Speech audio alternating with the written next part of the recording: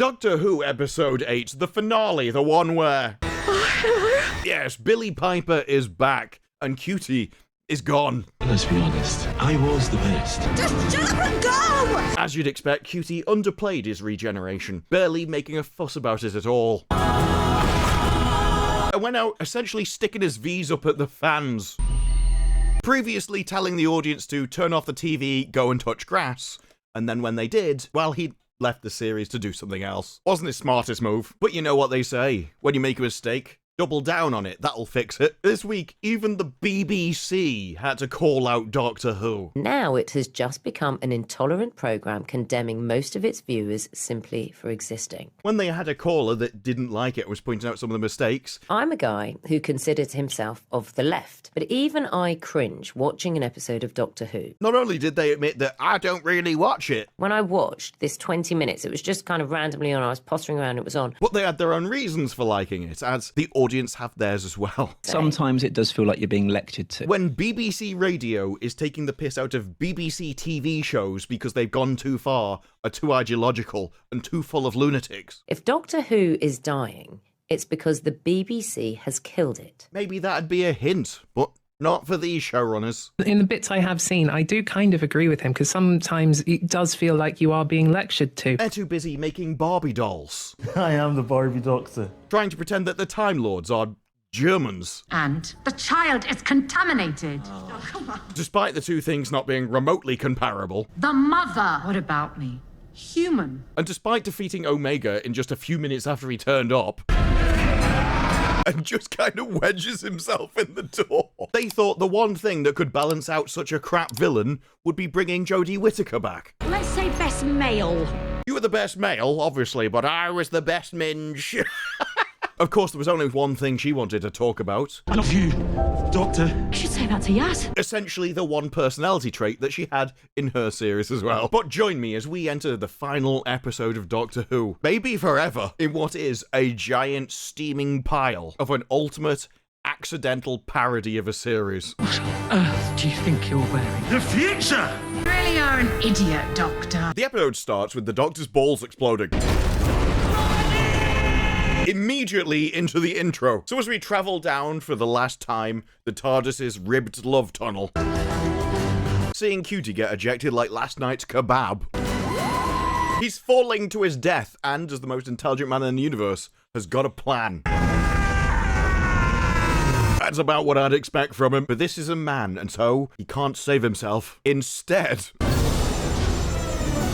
they make a magic door. I'm not even joking about that. They call it that themselves. He had an actual magic door. Where did that come from? Even he's amazed at what on earth is this? Welcome to the Time Hotel. How does that work? The Time Hotel said that every door in a hotel linked to the future so they could sell the empty rooms to time-traveling tourists. But there had to be a door in the pissing hotel. There is no door there. You could have at least used the actual door that did exist on the balcony. Instead, they beam it out of a wall. Who was sleeping on a pissing balcony?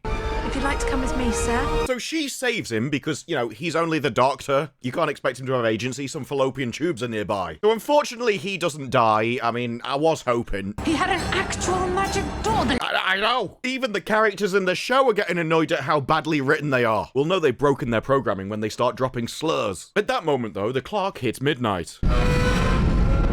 Oh, they also were about to die, but unfortunately got saved. I also don't know why she's got an eye mask on. It's England. We have curtains. What psychopathic lunatic leaves their curtains open just so they can put an eye mask on?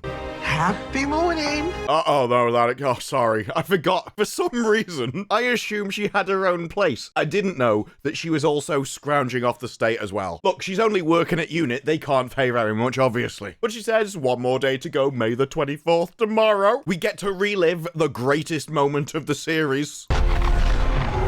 It's like a masterclass in movie making. Sorry to disappoint you, she's still alive.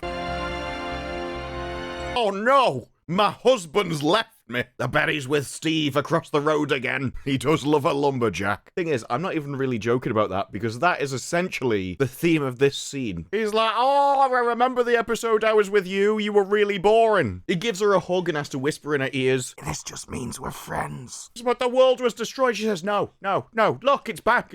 We keep looping round doing the same day over and over and over again. So she opens up the same door they just came up with. See, everything's back how it was. May the 24th never arrives. It resets. Because you'd think that'd be stupid. But should we just walk through the physics of what's happening right now? May the 23rd. It's done it. So firstly, Ncuti puts his hand around the door and presses it on the solid object on the side, which is air. He can now touch sky.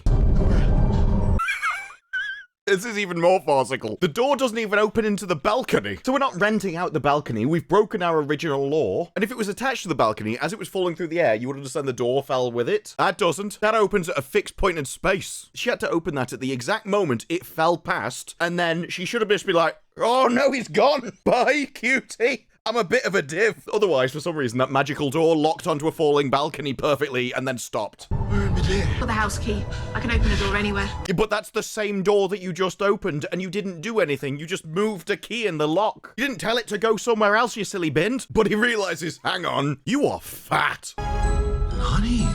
Oh yeah, I am a little bit pregnant, you see. She married Ricardo, head of HR. I'm surprised a man that's the head of HR would even get someone pregnant. Are we sure he's not with you to get to Ncuti as well? The entire hotel is shaking though, because time is broken. It just keeps looping. We're in the future, but that's stuck in a different time before we existed. So the Rani's here. I tried to look for your TARDIS. She knows all the sci-fi stuff because she works in a hotel. Look, nothing against the career path, but you're not an alien Time Lord, all right? When I left you, you were just Ordinary. Still are, though, aren't you? The only thing that's changed is you know how to fold the corners of bed sheets properly. I didn't say that. I did, insufferable cow. But she says, I learned so much here, and on my days off, I went looking for you. Basically, she took the job at the hotel so she could stalk the doctor, try and get in his pants again. Well, I say again, just try and get in him. Not that he'd know what to do with her if she was there. We get a montage. Gonna need a montage of her traveling through time and visiting the previous doctors. It's a clip show to try and get good feelings of nostalgia attached to this pile of festering cat shit and to renew their rights on the Daleks. Look, we used them. That means we can keep them. But then she witnesses true horror. No one should have to watch Rogue again. Look, this episode is full of plot holes and loose threads it never answers. For instance, Rogue got dropped into a hell dimension. They even reminded us of him in the last episode, and the Doctor just lets him die.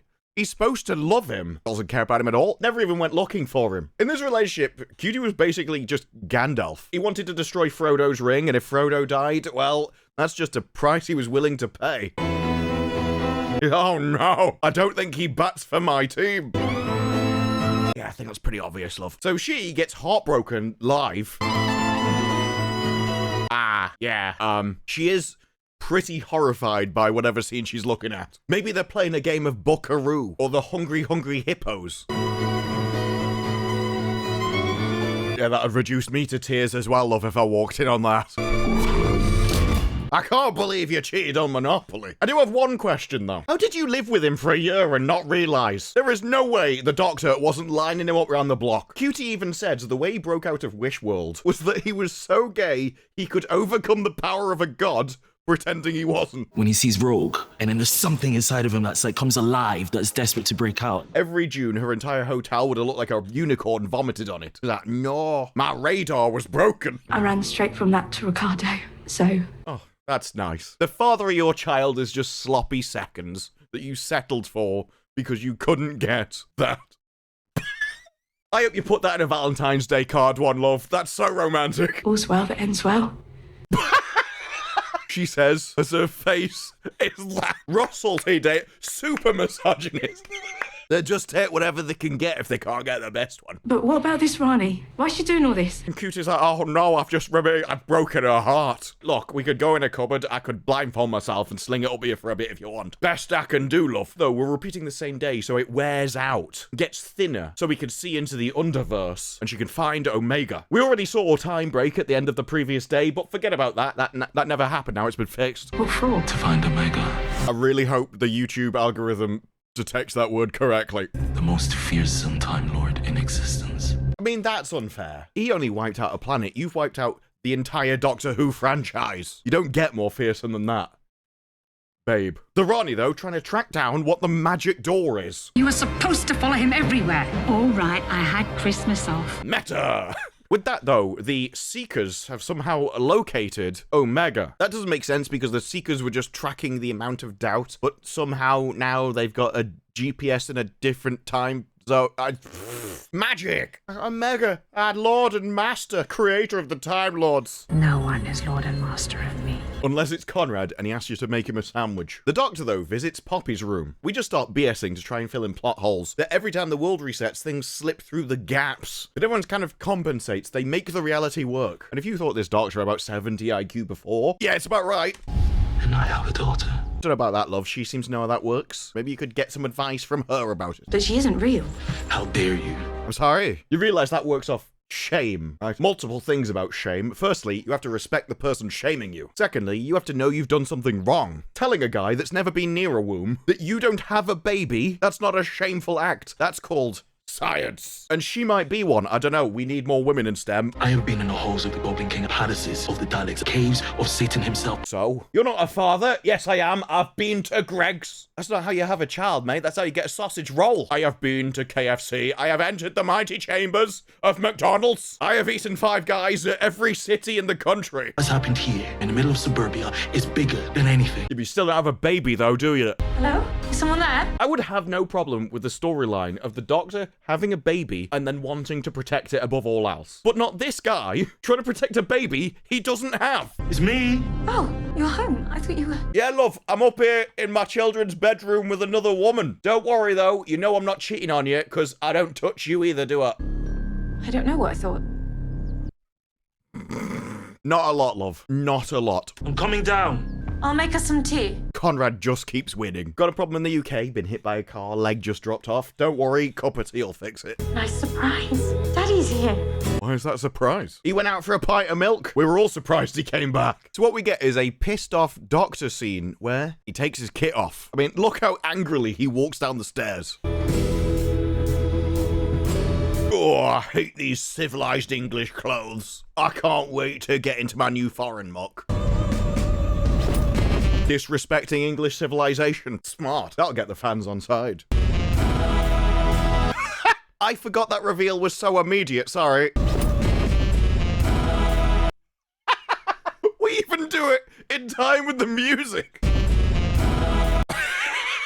Look at me, I'm wearing a skirt. Maybe that's what's happened. Maybe that's how he's got a kid. Like, he actually became so camp that he looped all the way back round to straight again. He's like, yes, I am into women, but only ironically. For him, it's like an avant-garde art form. My favorite thing about this is how seriously it's all taken. Like, yes, look at me fighting against the power. Like he's donning Jedi robes. He will be holding a few lightsabers. Look at me as I become pathetically timid and feminine. How is this not a parody? This is what I would write to take the piss out of the BBC. She's like, what on earth are you doing in my hallway? Why on earth did you marry me? This daughter isn't mine, and it clearly can't be yours. Poppy, I think Daddy wants to be in Glee. It's too serious. This is normally like a hero moment. Hero music lifting the guy. It's just him in a skirt. Belinda, I have something to tell you. I'm leaving you for Dave. So he takes her to the Time Hotel. I'm Belinda Chandra.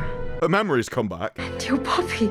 She's real. Yeah, we met her in season 1. And you could understand if the Wish sort of took people's memories and brought them from different corners of the universe into one place. Okay, that's not actually Poppy, though. Oh my god, you're the Doctor. Are you real? And she isn't real, nor is she theirs. The child is made out of nothing. But Belinda's like, is she safe, Doctor? Because she's actually a fantasy that doesn't exist. There's actually is in danger, but I will fight to save her. So then they make another magic door in a wall. Like the fact it needs doors to work. And there are plenty of doors they could have used, but decided to just come through a wall. Actually, another very common pastime. Something Jeremy Clarkson's had to deal with recently. So the door opens with her as if, hello everybody, I would like all of your attention, please. Get ready for the mince. Why is he so dramatic entering this like, oh, sweetie. Mr. Smith. Mr. Smith, I see you've come to dance. What on earth do you think you're wearing? The future! How? If you were the future, the human race would cease to exist. In fact, if you were the future, we would cease to exist just because everyone would be repulsed. Like, oh, no thanks. They'd prefer to try and turn Steve the lumberjack than go for somebody in a skirt. But he opens up doorways from the Time Hotel into here. Allowing you to see the truth. Which, this is really stupid. They get blasted with that good time air. Waves of time air running into the room to give them their memories back. But she's like, Mr. Smith, I need you to stop. I'm the Doctor. He's really doubting now. And just like that, the entire universe gets destroyed and just returns back to its usual degenerate filth. I'm wearing a suit. I'm wearing nylon. He's more disgusted at wearing nylon than a skirt. Priorities. Ah, there's more time air causing explosions. That must be Michael Bay air. But as the time air floods the room, reality reasserts itself and it changes back. Does anyone need some brace blocks broken? I've brought my chin. Don't worry though, this happens for a law-based reason, I'm sure. Conrad couldn't imagine you for even a second, so you didn't exist. Propaganda! If you don't believe in me, you're erasing me from the world. Yeah, literally. They wrote that into the show. I'm a strong, independent victim. But now you are back, thanks to Anita. I don't think he said that. But now you are back, thanks to Anita. No, he didn't say that. That was some of the worst dubbing I've ever seen in my life. From the back of his head. Why is Conrad Clark on television? Well, that would be because he's a hero which saved the world. What the oh no, that's dinosaurs. Dinosaur bones. Apparently, they're here because two realities are rubbing on each other, causing friction. Even his description of universes is perverted. And so, the friction causes atoms which they eat. They're basically like interdimensional cows, which was rather surprising because this office was already full of cows. But then he's like, oh, by the way, one more thing.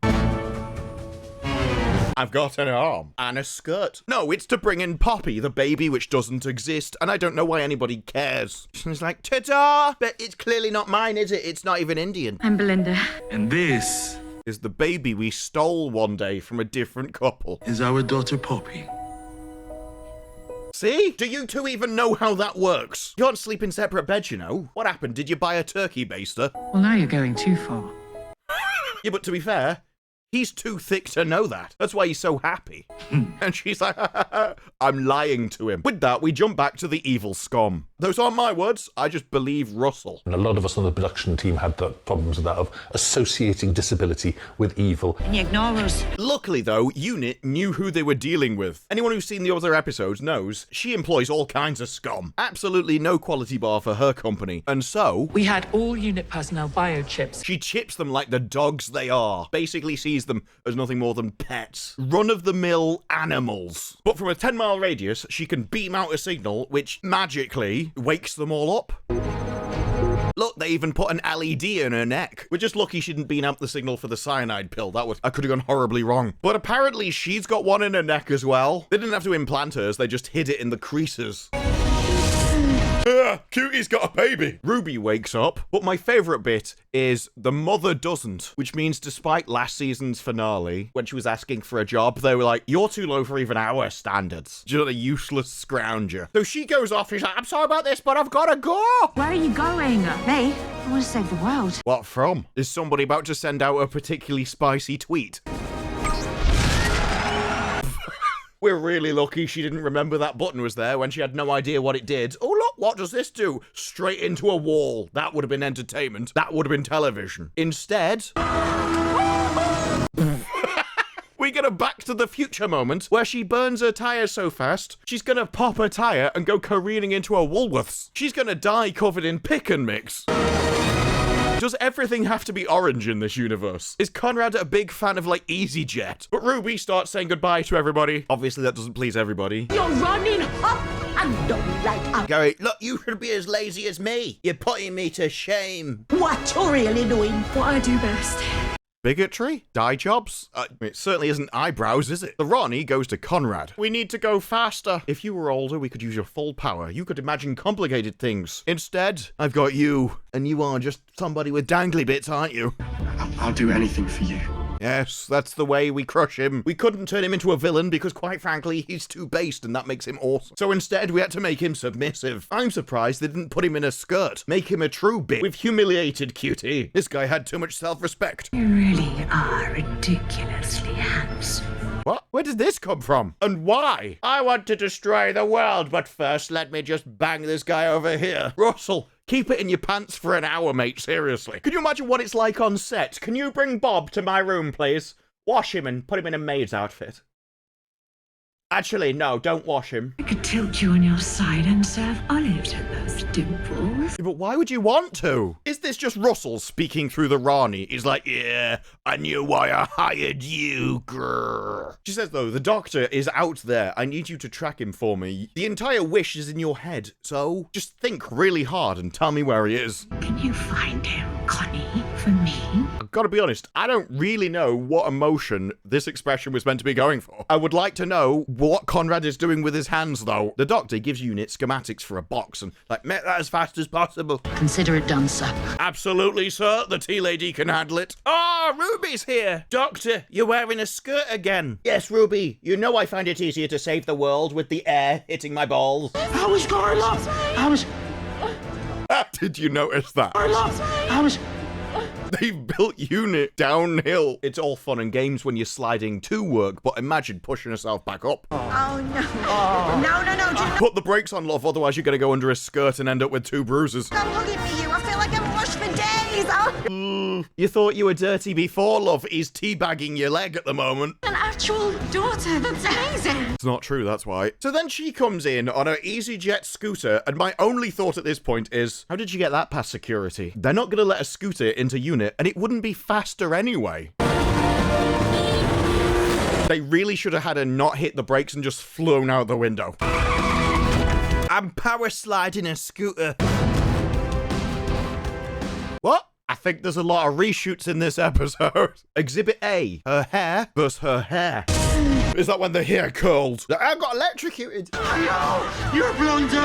So her hair's different as well then. I thought it was because at the start of the episode, even commented on it in the last review, it was a kind of weird pinky colour. And now it's blonde and they're like, oh, if we point it out, no one will notice. Daughter, that's amazing. No, this is reshoots because her entire style is different. That's amazing. Was this filmed at 3 different times then? Hairstyle number 1, hairstyle number 2, hairstyle number 3. Maybe we can track it off the big black beam of undyed hair in the middle of her head. It is in this one, but I don't think it's as wide. Maybe this was the start of filming, then the other was near the end, and then we cut to reshoots. Now, of course, obviously, Conrad's amazing world is over, so now we're back to Russell T Davies's attempt to destroy society again. I have been a housewife. That's not even true.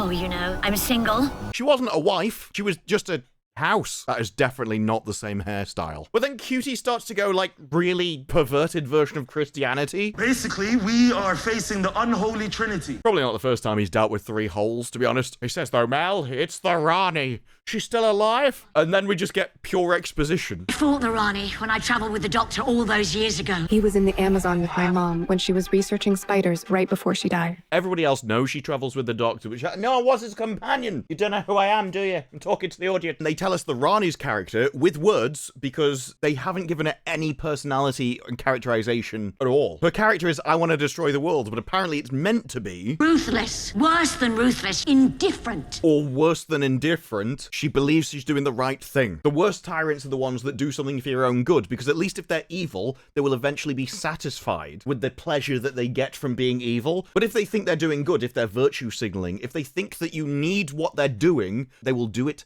constantly, forever, believe they are on the right side of the history and burn everything to the ground as they do it because they believe they're correct. That'd hit too close to the home for the BBC though, so instead, she's just indifferent. To any pain or morality or humanity. She's a scientist. The whole universe is just an experiment to her. I told you so. But what have you been pushing for years? Oh no, we need more women in STEM. Well, now when you've got one, you're not happy anyway. So he says, well, Conrad wished this world into existence, but he couldn't remember everything. So he used us. We half remembered ourselves. Yeah, it doesn't make any sense either. Using people that he's met would make sense, but having you remember yourself in a wish that he's doing, which he doesn't know what you remember yourself. What? In Conrad's version of an ordinary life. No, the English version of an ordinary. It was just English culture. I know, not really your area, is it? But it was just England that he imagined. Crushed and stifled and appalling. And his thoughts of England and English culture. Crushed, stifled, appalling. I couldn't even wear a skirt. It is, of course, a really strangely traditional,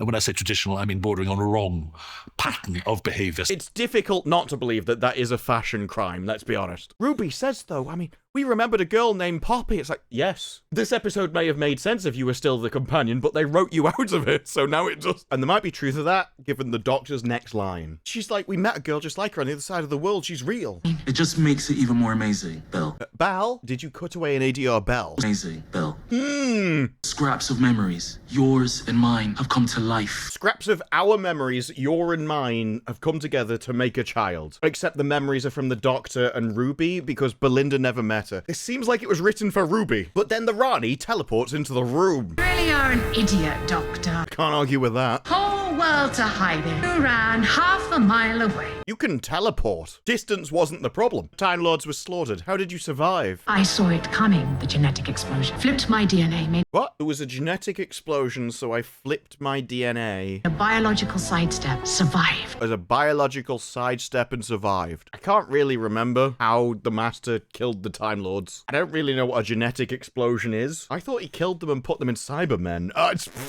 No one was paying enough attention to that era, which he was using, and this might be petty. Oh, time ring. It's clearly a bracelet. It's a time bracelet. Oh, time ring. Is that that's ADR'd? Oh, time ring.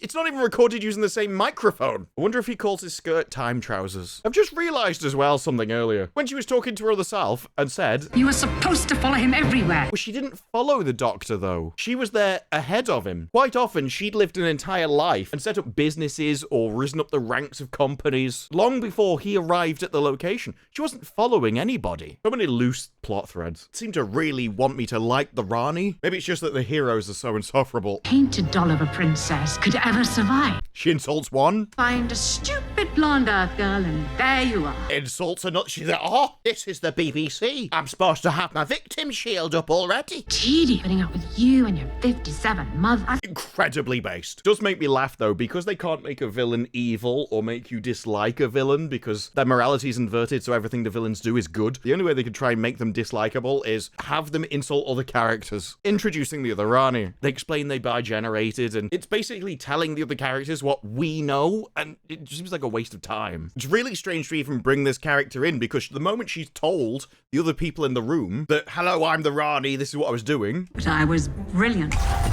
just snaps her out of existence. Not even really sure how she did. Is it the time ring bracelet? The plan is Omega. Splitting up. Maybe this is how we merge the reshoots into other scenes. So now they start about Omega, which, again, we already know. They start talking about myths about the underworld, Satan's pit, hell, Narnia. And we just get more backstory. And at this point, I'm thinking, what is happening? My father fought Omega back in the 1970s. Who cares? Shut up. Why are you talking? Called him the Mad God. Omega was the first. We're just all repeating history or saying what people did as a way to update the audience, because we didn't know how to fit it into a decent TV show. So we just screamed it back to back. Some call him the original sin of the Time Lord. Cast out. Why would it be the original sin? What? It was trying to make time travel and you're like, original sin? Surely the original sin would be when that lunatic woman started experimenting on the timeless child to get regenerations. Legend says that they bound him and banished him. What? Wasn't he locked away when he was experimenting with time travel? Isn't that the law? The one who discovered time travel. Yeah, he discovered time travel. We're banishing him to the underrealm. What? Cast out.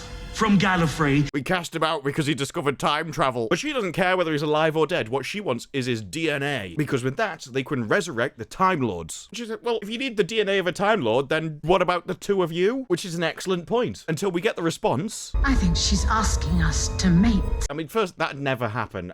Look at him. He's wearing a skirt. But also, you two don't need to do that. We could use a turkey baster. Or, failing that, you already have DNA. If the DNA of Omega is enough as one man, what's wrong with the DNA of yourselves? But it's like you don't understand. That's why I keep saying that Poppy's so amazing. It's because she's impossible. The child of a Time Lord is impossible. There's no such thing. We're sterile. I don't know where any of this is coming from. It half feels like it should go, There's no such thing. We're sterile. it should be the child of a Time Lord and a human is impossible. We already had a storyline that a human Time Lord hybrid cannot exist. And yet now, it's fine. The problem is, his swimmers don't work. Sterile. We are infertile. Barren. You had to say it 3 times for effect. Also, his equipment doesn't work. He can travel the universe, but the only place it functions is Uranus.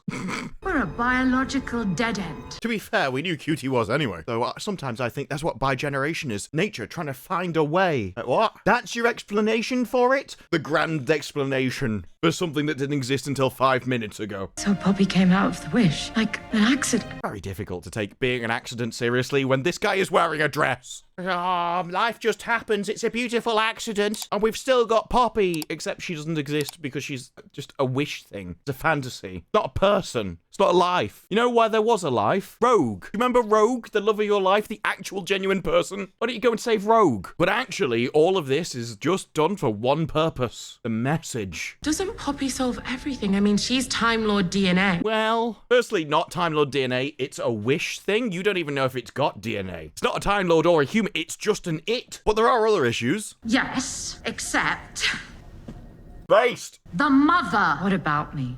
Human. Yeah, I mean, ew. And the child is contaminated. Oh, come on. How is she wrong? Earlier in the series, Ncuti described himself to Belinda as... I'm not human. I am an evolved life form. And as ever, when somebody says anything, compared to what? Compared to humans. The Time Lords are a higher evolved species. Getting with a human would be the same as having a baby with a cockroach. This would be like banging a dog. I tell you what, that barbershop was right. I should know my place. You're so thick, your situations don't even say what you think they do. Oh, I think I've lost the crowd. You are disgusting. I don't even make... Why? No, banging you would be disgusting, Belinda. And you are cattle. You are a lesser evolved life form, yes. You're like the biological evolutionary sludge compared to a Time Lord. That's the point. And the Doctor has said this himself. I am an evolved life form. All those speeches about how great he was, how he's travelled the world, how he saves everybody, how he's so much more intelligent than humans. It's like, no, we're all equal. No. Time Lords here. The highest universal race. How are they wrong? Greatest and purest classification of life. Did you see her face then? Can't rebut her being wrong. She doesn't like the phrasing. Greatest and purest classification. Oh, did she say pure? I tell you what, I walked into a supermarket and I saw some orange juice. It said 99.99% pure. It was disgusting. I threw it out. I'm not having that in my house. I demand a higher class of propaganda. He walks around like he's one of you. No, he doesn't. Who put you in charge? I'm the Doctor. I'm a Time Lord. Time Lord Victorious. The planet Gallifrey in the constellation of Casterbarus. And there's no one to stop you. No. Certain little people. Is there nothing you can't do? Not anymore. Or like insects dear.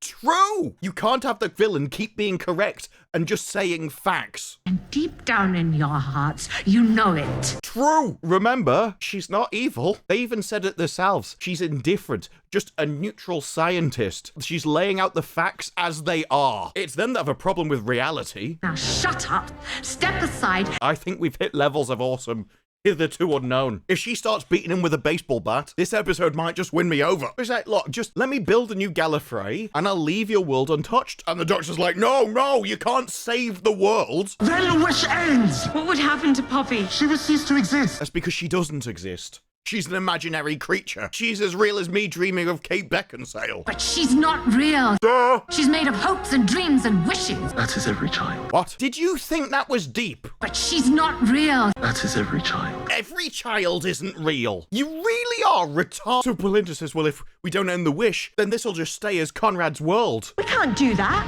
Oh no! I'm such an evil piece of absolute filth. I can't let a man be in charge. He's fixed everything. It's glorious out there and perfect and everyone's happy in their own families with children. I'm so evil I can't allow that. I need to make them miserable. They have to be as depressed as I am. We must drag them down to my level. And if it takes your child to do it, that's a price I'm willing to pay. I can't stand her. She's going to be in land and sea as well. Our only hope is if she falls in the water, they haven't give that thing propellers. That's not happening. Absolutely not. Absolutely not. I can't have them be happy. Are you insane? And a lot of us on the production team had the problems with that of associating disability with evil. I'm so evil, I'm not going to let it. She's like, I don't care. I don't care what unit or Time Lords or gods say. And then she proves she's got the same IQ as the Doctor. I remember her being my daughter, and if I remember it, then it's true. BBC should have that as a slogan. I don't care about reality. If I've lied about it, it's true. The Rani says, you can join me, Doctor, or stay here with the beasts and the cattle. I will stop you, Rani!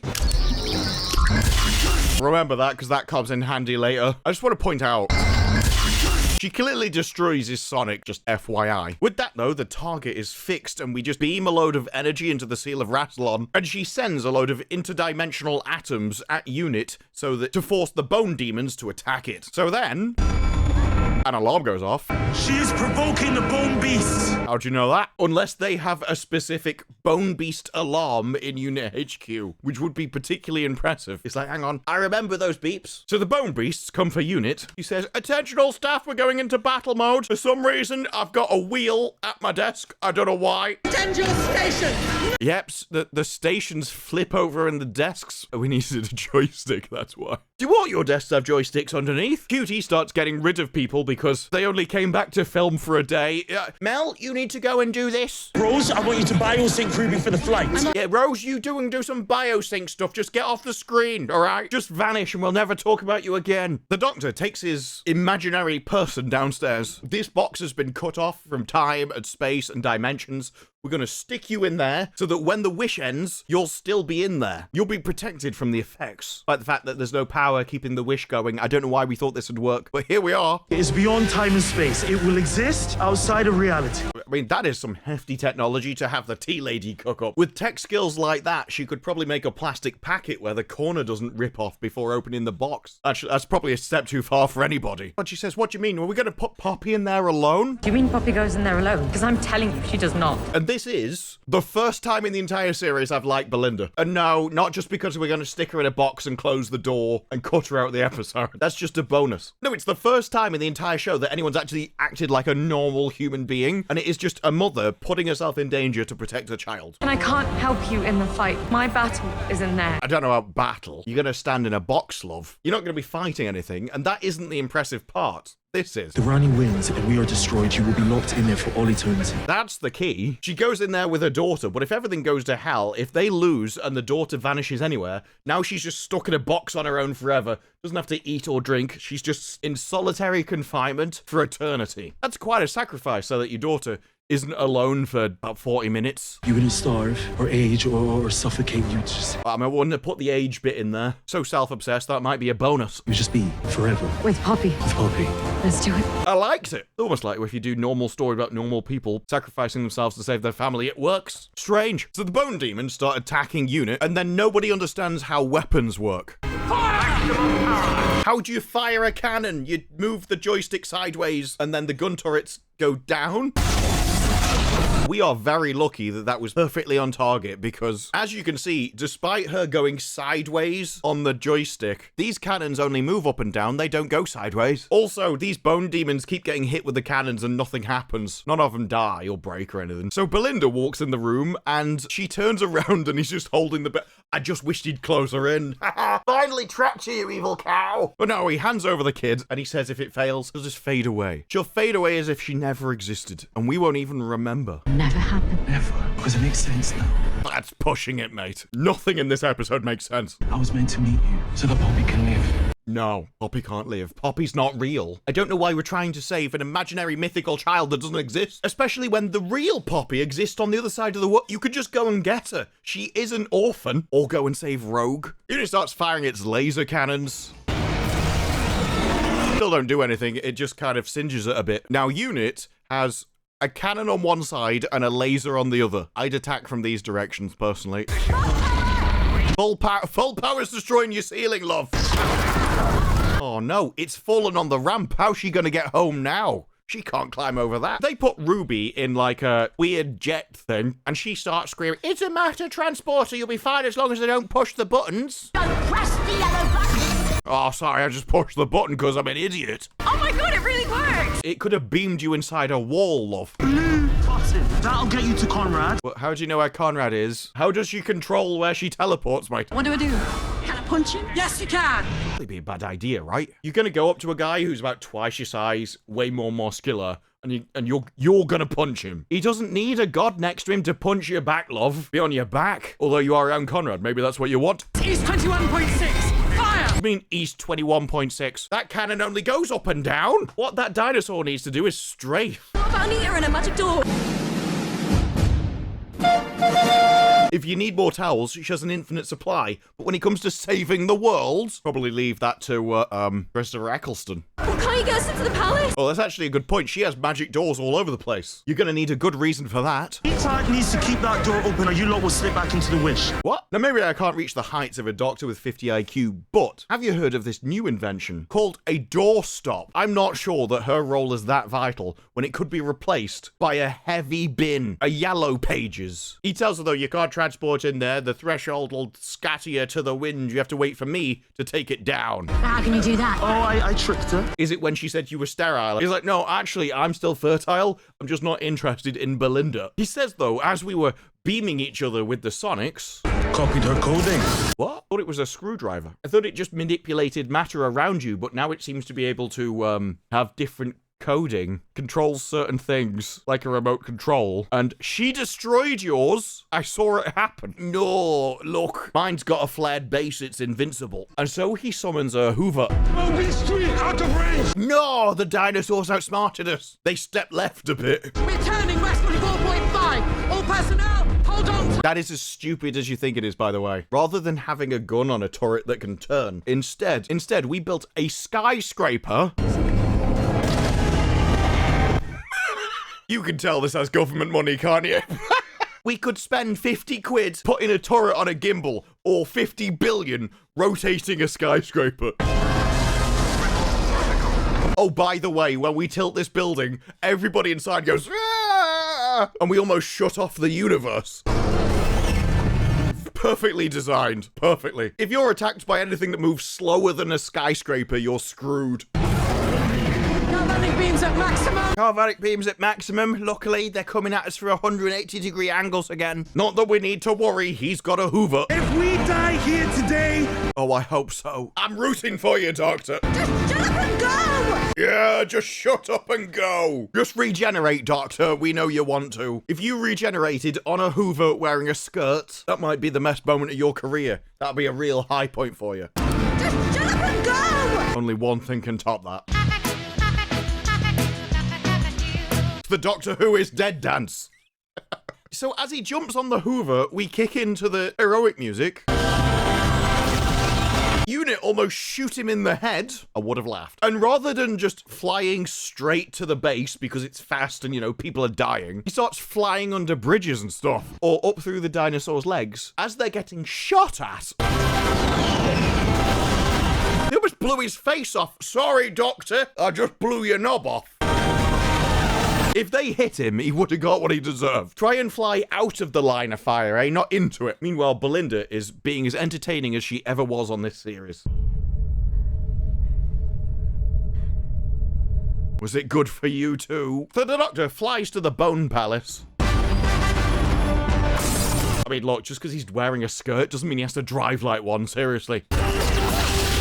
He smashes into the energy beam. You would have thought would have killed him right there, but apparently, no.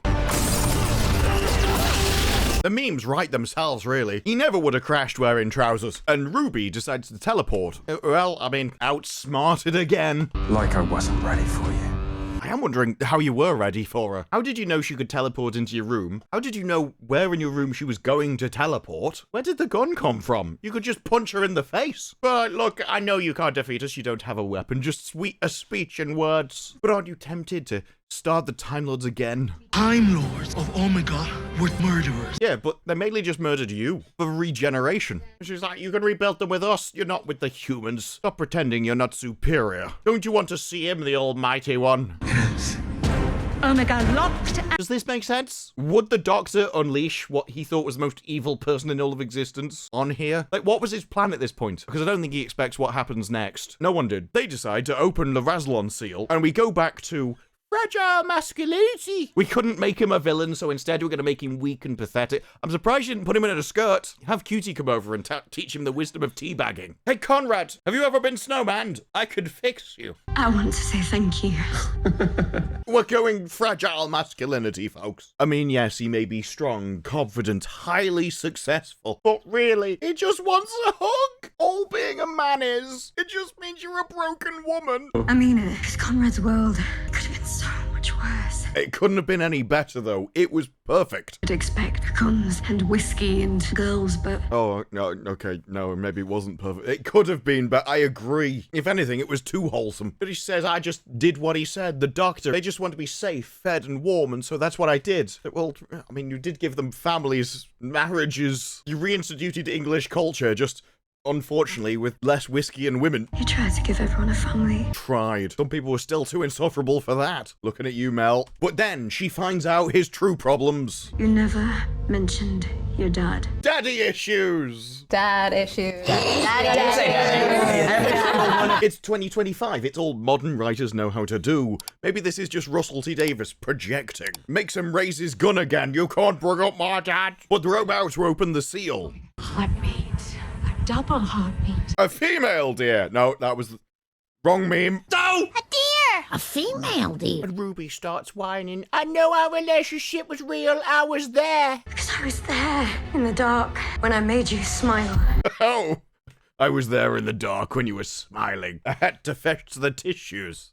That was real. Well, yeah, probably. What's your point, though, love? Conrad really is a villain they had no idea what to do with because he's just a bloke. The problem with just going, men are they're not, though. And so they actually can't come up with a reason why he's bad, and they don't know how to fix him. The problem is, as the doors open, we get Cynthia Erivo's fingernails. At this moment, everyone in the room went, how does he wipe his ass? When you're wiping your butt. I knew you would ask that question. No one's afraid to ask it. Oh, is everyone asking that? Everybody asks that question. The Rani's disgusted, which, I mean, you want to use his DNA to bring back the Time Lords, do you? You're sure? I'm not sure that's a Time Lord.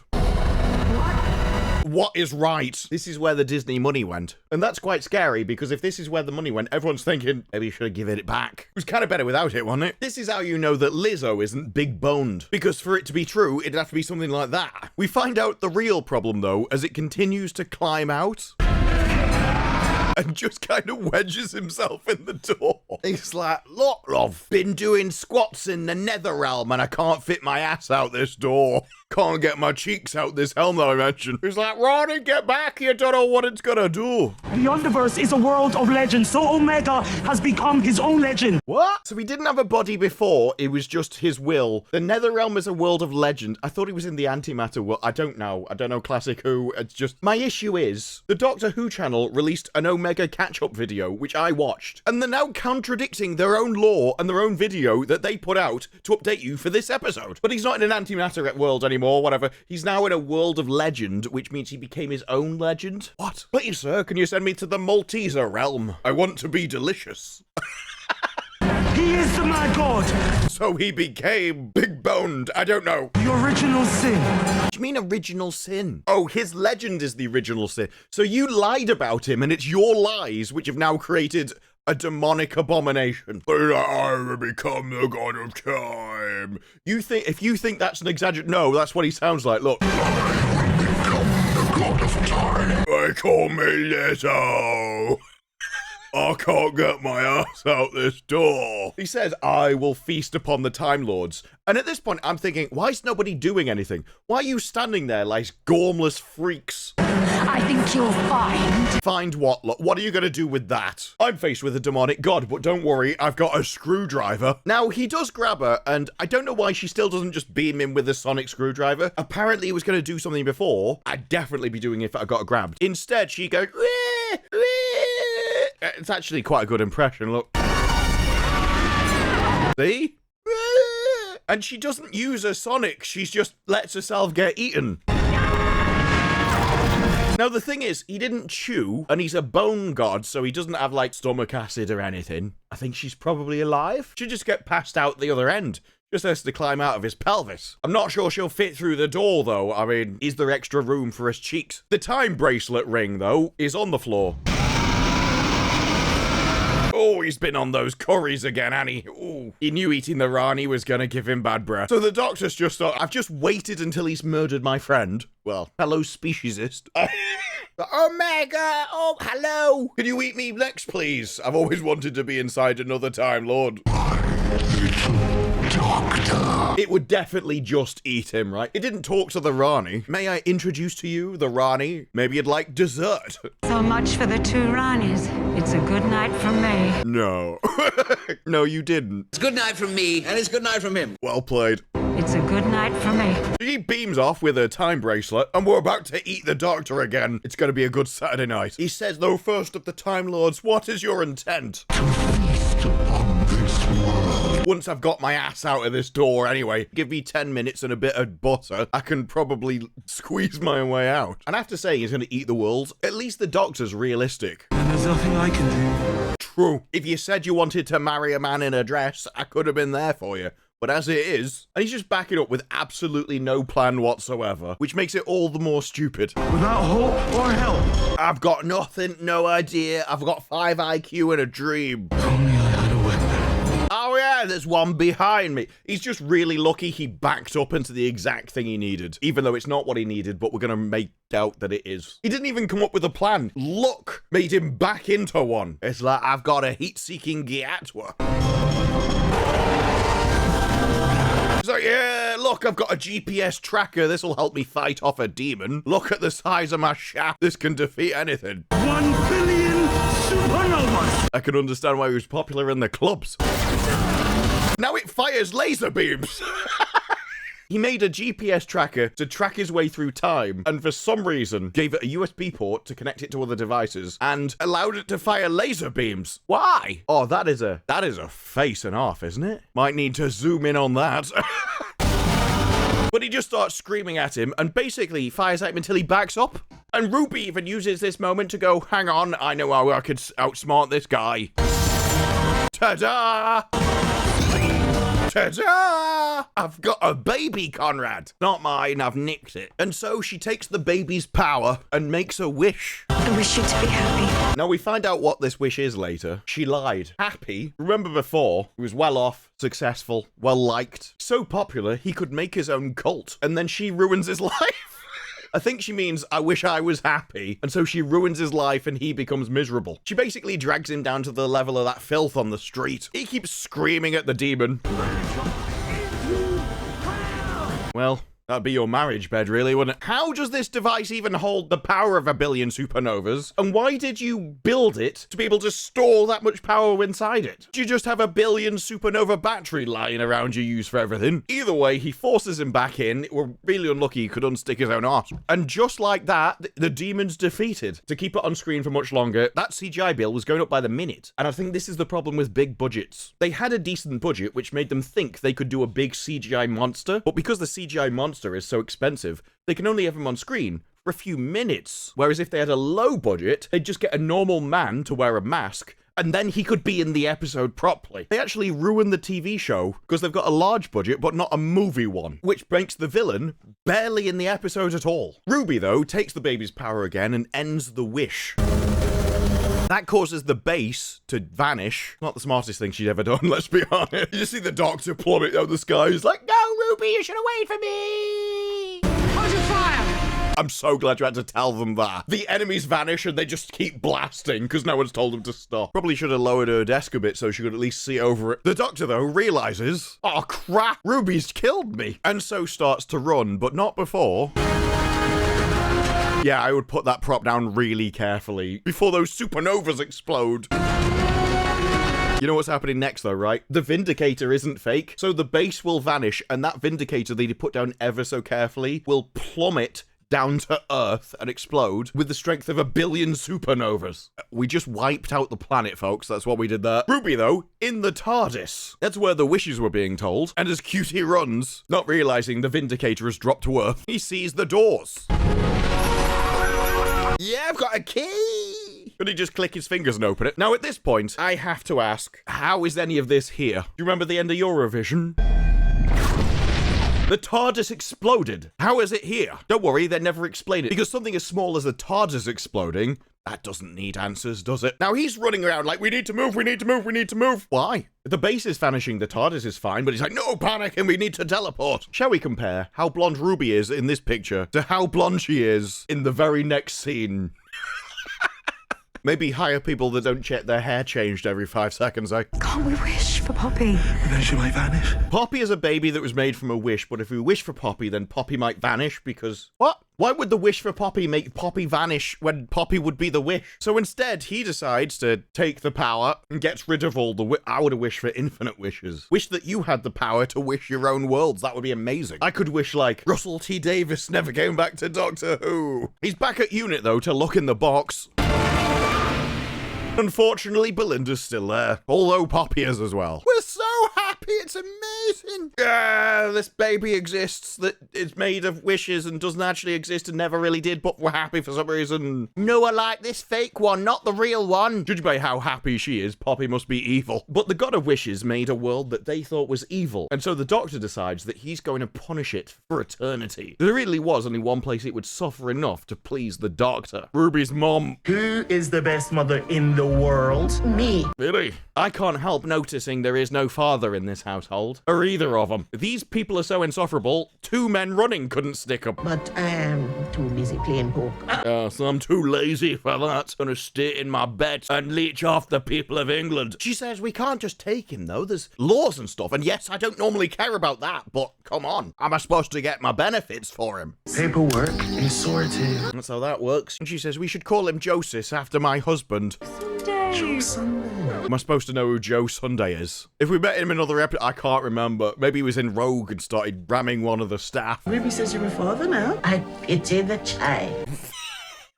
I pity the child that's got you as a father, Doctor. The Doctor is such an awful character and will obviously be such a horrible father. He falls beneath her standards. You know you have sank low when she's insulting you. What are you gonna do? You can't run around like a nutcase with a baby. You're gonna have to actually live a normal life. And he's like, I know things will have to change, but I can do it. She'll climb out. This place is a death trap. Yeah, it's all the Daleks that might attack him. I know we need rails, safety rails. You need to actually wear some proper clothes, not a skirt. But with Ruby as the third wheel, she said, what are you guys even gonna do? We're gonna travel the universe. It's okay, we'll fight Daleks, but the baby will be fine. And Ruby asks a good question. How come my memory was different? How come I could remember things that nobody else could against the God of Wishes? It's one of many plot threads, like why aren't we saving Rogue? Why did the TARDIS blow up? That needs an answer. And at least this one, they put a lot of thought into coming up with an explanation for it. I have no idea. But I never said it was a good one. I just said they'd come up with an explanation. I don't know, love. I'm thick as pig shit. We have seen many a strange thing together, Ruby Roo. I don't know, love, but, you know, stuff happens, doesn't it? Is it a plot hole if they notice it, talk about it, and go, yeah, that was weird, wasn't it? That feels less like a plot hole and more like a self-inflicted wound. But between them, they keep folding up Poppy's clothes and then handing it back and forth. I don't know why they keep handing the clothes back and forth. It is very weird. But they're talking about where they're going to go, who they can see, what they're going to do, and every time they hand it back and forth, it gets smaller and smaller. And like, should we go to New Delhi? Should we go to Rio? Should we go to Las Vegas and See if she can count cards. I mean, in Wish World, I was practicing. I was able to count to 10. I think Poppy could, she might beat me. Ruby notices, though, this isn't right, and I'm not going to say anything to him. I'm going to stand there and stare as he gets smaller and smaller. At this point, I'm kind of wondering what they think they're doing. It's gone back and forth 8 times, and now we're folding up little bits of cloth. What do you think the cloth is, love? She's like, oh no, there's a problem, but I'm not going to say anything. Planets and galaxies. I'm just going to watch him hand back a napkin. Mate, we will have... Until it just vanishes in his hands. Now, at this point, I did think it could have been a decent ending. I thought they were going to have her sacrifice what she wants to do in order to protect them. And essentially, never tell them. Like, well, if I tell them they've lost a child, that's going to be really severe for them and traumatic. It's better that they live in ignorance about what they've lost, which actually isn't much because the baby never existed in the first place. Maybe convince them to go and get actual Poppy rather than a mythical one. Get them to fetch Rogue, but take on the burden of being the only person that knows that Poppy's dead herself. No, we're not going to do that. She notices that Poppy's gone. Where's she gone? Who? Poppy. She's very slow on the uptake, I gotta be honest. She watched a Coke vanish into nothing, then Poppy vanished, and she hasn't put 2 and 2 together in her little tiny mind. Like, who's Poppy? I don't know where Poppy is. The doctor, though, he's still trying to solve plot holes. Belinda, you remember in episode 1? The robots had your certificate, we better sort that one out. And they think they're being really smart fixing this plot hole, while completely ignoring all the other ones they've set up. They plot wounds. History is intact, thank you very much. I saved history in a dress. Now for the other 1,500 holes. Doctor, where's she gone? Yeah, ask twice, that'll help. How have you not realised? Your daughter. What do you mean? Imagine being the doctor in this position. But Cutie, your daughter's gone. We both know that's never gonna happen. I wouldn't touch yours with Conrad's. She keeps banging on about how they've got a daughter, though. They're like, no, I don't. You have a daughter. The only response that makes sense. You don't know us very well, do you, Ruby? Imagine. Even a god couldn't keep that fantasy going. She noticed that the cart's gone. And he says, yeah, there was a space baby called Poppy. Go and get that one then? And they decide to run back to units. I don't know why. It's definitely not a goodbye sequence, we promise. Happy May the 24th. Oh, fraternizing at the workplace. Hotel woman has to leave, and he really lays this on a bit thick. Anita, you are so amazing. The way you check in a guest at reception, it's, chef's kiss. You're very welcome to stay, Anita. You could work for UNIT. Oh, of course she could. Is there anybody you won't give a job to? Oh, yeah, sorry. Ruby's mom. Too much of a lazy scrounger even for UNIT, I'd forgot. They say hello, by the way. Who does? The boss. Dun dun dun. Who's the boss of the Time Hotel? Is it the master? Probably, actually. Probably is just the master, isn't it? Ruby, though, wants to confirm that she's thoroughly destroyed Conrad's life. Is the wall exactly by it was, or is there any changes? Borders have moved. The colour teal's a bit more blue. And reality shifting like that was always going to make some errors. Is that like Mavity, then? Never mentioned Mavity either, did you? No, we just changed the way of gravity and we're like, who cares? This is like when Ruby said her mum was important because she was a nobody. Genuinely the finale of season 1, that was. I found him. Yes, she found Conrad. He washes dishes. Chief cook and bottle washer. He had fame, fortune, people loved him. He was so happy. And she's like, please, sir, can I destroy his life? And so she set about it, stripping him of everything he'd ever earned. I looked inside. It's harmless. Yes, harmless, worthless, pathetic. Before he was somebody, but don't worry, Ruby's there to make him happy. And no one remembers him from the old days. That Conrad's been forgotten. The best one. I think Ruby did a very kind thing. By destroying his life. Feminism.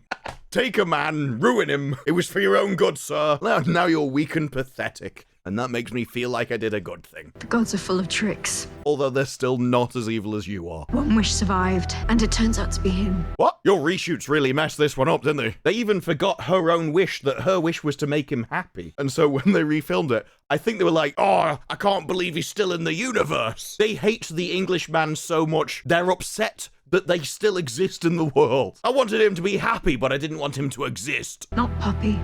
Why would Poppy exist? Conrad isn't a wish, he's a real person. Poppy never did. There is a Poppy they could go to, but they can't be bothered. Ruby, I told you there is no one called Poppy. But she has to convince them that Poppy genuinely exists. She's like, do you have any records of Poppy? No. Do you remember it? No. The doctor, though, he's sure. You are remembering this wrong. And then Belinda Well, it's Belinda. I did like her when she left time and space and I thought I'd never see her again. But now she's back and that means we have to face her greatest flaw. She's got a mouth that can make noise. Not to be rude, but kind of offensive. Say I've got a daughter I don't remember. Is it though? If someone came up to you and went, actually, you've got a son called Steve, is that offensive? What's offensive about it? Are you just triggered? You're like, I'm an insufferable bitch. So she's like, okay then, you're saying my memory is one of the glitches. You're saying that Poppy's a glitch. But remember, you said the borders were glitched. You said colours are changing colours. And yes, they are glitches, but those glitches happened. My memory happened. Poppy is a glitch, and that means she existed. Except the glitches were real. And it's like, yes, that's correct, but Poppy was a wish, she isn't a person. She was a mythical being that was fake. This would have been so much better if the Doctor had to realise that to get rid of all the wishes, he would have to lose his own daughter. He would have to sacrifice the daughter that he found and the future of the Time Lords in order to save the universe. You can keep the wish in your daughter or save the world. And instead they went, no, wishes are real, actually. And Ruby just loses it. And it might just be a tiny little change, but she's a child. She might be a child, but she also never existed. She was fake, imaginary. It's like a dream. She's a little girl. Her name is Poppy. Yes, and Poppy exists on the other side of the... Just travel to her. And she's lost somewhere. She's not lost. She was a mythic. She was a dream. And she says, Doctor, one life is gone. One life is missing. And you know it happened because it happened to me. You remember on Ruby Road when I vanished and you saved me. You went back in time and saved me and brought me back to reality. Ceased to exist and you did... Luckily, you didn't drop her and bear a world with one person missing. You couldn't bear one life being snuffed out. Like, he can. He does not care about Rogue at all. Rogue is in a Helldi mansion getting tortured for eternity. He's supposed to love him, but couldn't care less. Sometimes I think we're all your children. What do you mean? How? I mean, he is old enough you could be his children, but if someone's about to walk in front of a car and I go, hey up mate, and pull them back, they're not my child. That's not how that works. We are really messing with the definitions now. We're missing one person. Yeah, but the person never it's not a person, is it really? Every imaginary dream person you meet is actually a life that needs saving. Cutie, I've got a version of Kate Beckinsale you really need to save. It'll be the best version of Kate Beckinsale and Sarah Shahi you've ever seen. Trust me. And she's like, yes, your daughter's missing. You need to go and save your imaginary mythical being. I have a daughter. No. You haven't even boned Belinda. Yes. No. If Poppy's real, that means she was mine. That's a big if though, isn't it really? Like, I will find her, don't worry, I'll go and get her. And they're like, Doctor, we can help. We've got a time window. We've got Tom Cruise's shoes. We can save you. Time has shifted by 1 degree. It hasn't though. Time didn't shift by 1 degree because the baby never existed. There was the real world, then there was the wish world. Now you're in the real world again. This is the fantasy that didn't exist. This was a huge mistake. This was a huge fake thing. So when it went back to the real world, your baby that never existed ceased existing. It hasn't shifted by a degree. You're trying to add something into it that was never there. But he says there's no technology that can fix my insanity. There's only one thing that can do it. The last of the Time Lords. Only I am delusional enough to think I can bring back a mythical being that never existed, rather than traveling to a planet where I know Poppy actually exists. So he leaves, and he starts thinking to himself, don't worry, it's strenuous for him. It's no wonder he needed to be alone. Like, the complex thoughts he's going through. Poppy. Her name is Poppy. It's almost as hard as counting to 10. Oh man, I like this face. I mean, somebody had to. Tell you who didn't know, the makers of that Barbie doll. Just like that, though, the TARDIS starts showing him memories of actual doctors. They're like, look, imagine if you'd been one of these, you could have been good. What are you showing me that for? They're trying to remind you of the people that were actually the Doctor. They're like, look, remember the better days when the audience enjoyed the show? Oh, man. Yeah, do you want to say man to that one? Let's be honest, I was the best. Are you high? Who are you talking to? Is Russell T Davies on a crane? Okay, let's say best male. Oh, you're lucky you were preserved from her entrance by my face. There's not many things my face is better than, but it beats that. But don't tell the others. What? Yes, you were the best male, obviously, but I was the best minge. Hey, look, no, male. Male. Throughout the series, he's been scanned by various different things, and it was like, oh, actually, unknown. Nope, didn't correct you on that one, did he, though? Suddenly, we know again. He's not a male presenting Time Lord, he's just a male. Surprised it's not the other guy, he is always turning up. What other guy? Oh, I think they mean Tennant. You should have mentioned the Supreme Court. He would have been here instantaneously. Decorated. I don't like it.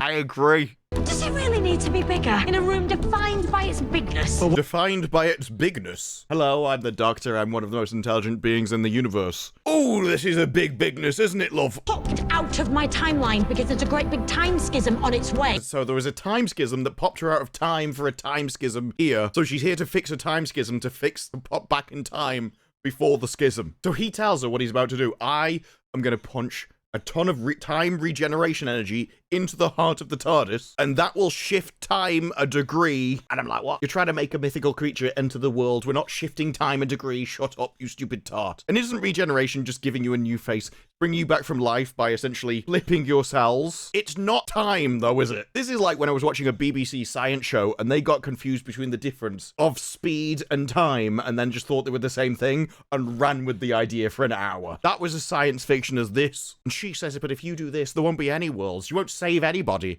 Like, well, there's nobody to save. He's making a person out of nothing. This is retarded. You could damage the whole of creation. Is that why you're here? The scary thing about all of it is she's a better actor than he is. Cutie's been the worst Doctor for a while, but when you put them on the screen next to each other, it confirms that she is a better Doctor than he is. Things always get worse, don't they? But he's like, is that why you're here? Are you here to stop me? She's desperately trying to climb a few inches to get taller than him. No, it was never gonna work. I knew you were a selfish git all along. Blimey, you're gorgeous. Your face is absolutely beautiful. You're not his type, love. How many times? Not going to give you a baby either. Once again, though, Russell couldn't keep it in his pants for an hour, could he? No, we had to drag it out again. Let me just get that out on the table. I need to speak through her at Cutie. We're lucky she's not his type. Otherwise, this could be a very different scene. Why are you here, Jodie? I'm here to clean your pipes. So then she gives him advice on how he should do it, even though she's younger than him, so he should know everything she does. And then they're just like, timey-wimey. Is that still a thing? Going strong. I mean, we are the same person. I don't know why it wouldn't. All these faces and we never really change. I don't know about that. One of his got married to Rose, and now just the thought of him getting with Rose, he'd be like, puh, puh. Don't go in fear.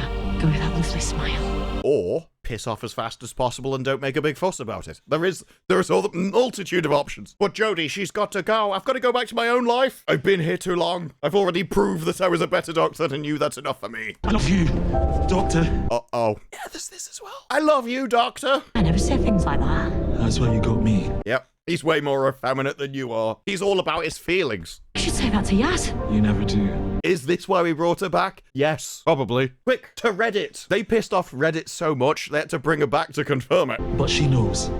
She always knew you were after a minge. She was just really disappointed that you never went there. Bye, Doctor. Goodbye, Doctor. Now you've got to explain why she doesn't go back and change the future. You never do. Well, actually, now I will. Because Yaz knows. That's where I'm going to be sticking my nose. With that, though, Cutie gets his hero moment. I say hero moment. He basically tops himself for something that doesn't exist. What about Rogue? The love of your life in a hell dimension. So he starts beaming his hands together. He's like, I am Thanos. Fires it into the air before beaming it into the heart of the TARDIS itself.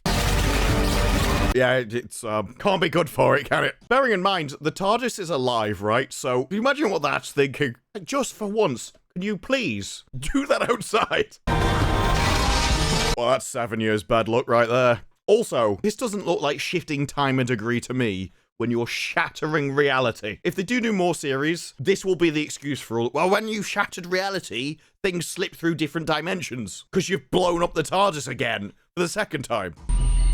Back then, with Cutie touching grass. He's good at that. He's told people to do it their entire lives. When you've had this many lowest ever rated Doctor Who episodes, it's no wonder he was like, actually, yeah, they all did go and touch grass, didn't they? I should try that. That sounds fun. But he's outside and it's very cold. That's why you can see his breath. I bet you wish you weren't wearing a skirt now, eh? Oh, they've almost dropped off. But then Belinda walks out her house. It's like, it was really weird. You were there and then you vanished. But come on, she's waiting for you. Poppy's waiting. And there she is. He's created a clone. He tops himself to clone something that already existed because he was too lazy to go to the planet and pick her up. It's like, you have to remind me what happened. Well, I mean, we stopped the Rani and then you'd vanished, so I had to get back for Poppy. Because that was the point. All this time, I had to be here. Right. Is that why we ADR'd that line? And I turned around and you'd gone. Yeah. Watch your mouth again. And I turned around and you'd gone. Yeah. And you'd gone. I said that last bit without moving my lips. But she says that was the point, remember? All this time, every episode, I had to be here for Poppy. Like, no, you had to get back because you were insufferable and you had a date with a guy. There is a very tasty chef on Hinge. Yes, I remember that in Eurovision. but now we are retconning the entire series. Like, remember, I had to be back for a certain time, not because I had to go to work, like I told you. I told you, get me home. Yes, I'm an insufferable wench. Vibe, I need to get back for Poppy. We're just retconning everything. Never mind, Miami. Poppy's waiting for me. I actually don't care if they have to sit at the back of the bus. Poppy! Will I never see her again? Considering she never existed, high probability. We desperately try and retcon that she wasn't an insufferable cow for the series. No, maybe if we change it, people will go, oh, actually, she was a good companion after all. It was a fake world, not part of this one. It doesn't make any sense. She had to be back for 7:30 because that's when her mum left. Belinda, he's a nice one. For some reason, when Ncuti leaves, everyone's just going to call him gorgeous the entire episode. We could compliment his skills. Instead, we're just going to compliment his body. It's like, well, who's the father of him then? Her father's Richie. Who's Richie? Richie Akimbola. Is that not the guy from the first episode then? I really liked him when he said recycle that wrapping paper. We're not together anymore. We both wanted different things, but... Still insufferable then. Like, he just couldn't stick me. Despite the fact that I had his kids, he's still there. Quite frankly, I've been here for 4 weeks. It's amazing you haven't thrown me out an airlock either. He's a lovely man. Yeah, I was the problem. It was all me. He sees her all the time. He's a good soul. I'm just an insufferable bit. You'd like him. So he scans Poppy with his flared base. 100% human. Not even his kid. So in other words, exactly the same as the baby on the other planet that he could have just gone and got without topping himself. And he could have saved Rogue. In a video game, this is where you make all the wrong decisions. Oh crap, no, I wasted everything. With this, you would reload a save file and do it again. Since the day she was born. I've never been your child at all. So Ncuti says goodbye to Poppy. It's like, I can't have kids, and I don't know why I'm telling this to one. But if I ever had a child, I wish it'd be just like you. That's why. Not exactly like you before and completely ignored you and left you on the other side of the universe because I didn't actually care. Gods play tricks, but I beat them. No, you didn't. You're dead. You died for absolutely no reason. This is not victory. I always win. You lost. You died for no reason. You died for something that didn't exist. But I've got to say, you're the most amazing man in the world. Wait, man? He is standing there in a dress. I mean, come on. Jodie Whittaker was more masculine. But she says goodbye because I can't come with you, Poppy. Blown up by mad time ladies. It didn't stop you a few minutes ago with the other Poppy, but now this one's real. You're like, well, obviously I can't take Poppy with. I do like the one previously, which is the same version. There's about 5 minutes difference. It was like, no, of course we'll take her to see the Daleks. It'll be fine. I can't do that to her. But I could have done it to the other one. He says, will I ever see you again? He's like, well, I hope so, but not like this. I think one thing remains. I love you. It doesn't actually mean anything when you just go around saying it to everybody. Babes. You did literally say it to yourself a few minutes ago. That is a really bad green screen. Like, that is a really bad green screen. That is I've got a few minutes in OBS and my green screen isn't lit correctly green screen. Where you really have to crank it up so it gives an overly smooth outline of something. And you just end up popping off the background. But then it's time. He goes to visit Joy. You remember Joy? Ironic name because she was really miserable, despite being massive. I expected her to be more jolly, to be honest. But it's like, I'm here and I don't want to go alone. I'm actually surprised the TARDIS is in one piece after he fired all his yellow goo at it. Don't want to do this alone. Well, luckily you're not. The viewing figures were rapidly decreasing, but we didn't quite hit 1 yet. Maybe next season. But as he walks out, the lights go off. BBC cutback strike again. Someone stick 20 quid in the meter, please. We're filming here. He opens the door, and I did half expect him just to jump out. It's like, Geronimo! Russell's like, yeah, write that one into your next script, whoever the showrunner that takes over is. He just nukes the entire series on his way out the door. I'm never alone with you. There's Joy. She got so fat she became a star. She like imploded and just started producing energy. All the burgers she'd eaten were now exploding outwards. Joy to the world! Every episode's been speaking about Joy. That does have a double meaning. A double meaning that is very relevant if you're the kind of bloke that likes going around wearing dresses. He's not subtle. Nor is his regeneration of... He could have had a regeneration like Peter Capaldi, but that's not really the style of somebody that's wearing a skirt, is it? I'm gonna have to make this one dramatic. This has been an absolute joy. To be honest, I couldn't tell. You were too busy crying for me to ever think you were Joy anything. Propaganda version of Joy or otherwise. So he explodes, and let's face it, I never wanted to see that face on Ncuti Gatwa. I'm sure he's shown that face on other TV programs he's done before. I just didn't want to watch any of them. Yeah, he's a bit dramatic, this one, isn't he? He actually sprays out his orange gunk into the universe. I think this was Russell T Davies when he hired him. Was it good for you too? Bit of an explosive finish. I just like the idea that Joy and the Star might be going, ah, got it in my eye. So he's spraying beams out all over the place. I don't know why. This isn't... How's he directing? Why is none going in the TARDIS? And, of course, remember all the talk about how the unholy trinity, the original sin, and now he's doing the Jesus pose? I mean, come on. Faith, the magic word that keeps you never having to think for yourself. Please. It's all I can see. I'm surprised there wasn't a guy hitting nails into his palms. But as he transforms, we completely fade out because we probably didn't know who we were going to cast next, if anybody. Oh no! Look who's back again. I come back for any reason. Don't have to fire Russell T Davies for me. And of course, this is where people pointed out, you know, you've got Ncuti Gatwa as the Doctor, Jodie Whittaker as the Doctor, whereas Billie Piper was just Billie Piper. And this was an absolute farce, a parody in itself. See, it wasn't even the ending they were supposed to have. They'd filmed it because they thought they were going to get a season 3, and then Cutie's gone, and suddenly, oh crap, we're going to have to do a regeneration. And so it looks like they just made up a whole scene about this baby that doesn't make any sense because it never existed. So they come back and film in a house for a bit and in the TARDIS. It's like why there was all the extra stuff, because if you just filmed an ending scene after the villain was defeated, it would have been about the size of a normal episode. This may not have even been an hour long or whatever episode, but despite that, they still managed to cram in all the messaging you'd expect. And so Ncuti is gone with Billie Piper, who won't be able to resurrect the series, may not even be the Doctor. We don't even know what's happening next. Are they using Russell T Davies' already finished scripts? Are we waiting 2 years? Is it going to be a new showrunner? Is it going to be Russell back again? Is the BBC going to cut the budget or not have enough budget to continue? This episode did get a boost, and I think it's a regeneration sequence, it's a finale, it's what you'd expect. But bringing Billie Piper back, I can only see as a last-ditch hope to get people to talk about it and to pitch to other people. Maybe it was to get more viewers or social media buzz that you can then take to people and go, look, loads of people are interested in it. We need a series with her in it, or at least some specials. I think there would have been a time I would have considered it before Tennant came back, but now seeing how everyone involved with the show is a complete lunatic, how every single script just tries to hit you with the most horrific messages possible, including this one, that's not going to change with Billie, and that's what Doctor Who needs.